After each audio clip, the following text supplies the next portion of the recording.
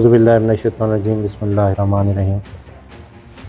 گزشتہ جناب S T او صاحب عبدالغفار خان ہمراہ police party, additional S T O Manzoor Khan, A S I Ehsan, Ikram حوالدار اور شاہد حوالدار کے ہمراہ درابن چیک پوسٹ پر ناکہ بندی کی ہوئی تھی۔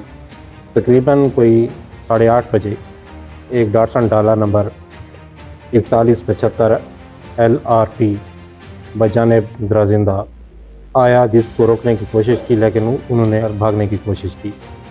جناب ایس ٹی او صاحب نے سرکاری گاڑی میں ڈاٹسن ڈالے کا تعاقب کیا۔ کچھ دور جا کر ڈاٹسن ڈالا رکا، اندھیرے کا فائدہ اٹھاتے ہوئے ڈرائیور فرار ہو گیا۔ ایس ٹی او صاحب نے جب ڈیش بورڈ کو چیک کیا تو اس میں اس کا شناختی کارڈ موجود پایا، جس میں اس کا نام محمد نوید سن آف محمد بخش سکنہ رنگ پور شمالی پہاڑپور لکھا ہوا تھا۔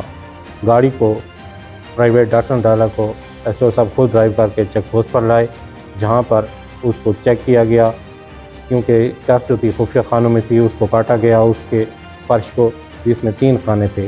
3 خانوں میں تقریباً 43 پیکٹ چرس برآمد ہوئی، جو وزن کرنے پر تقریباً 51,000 گرام پائی گئی۔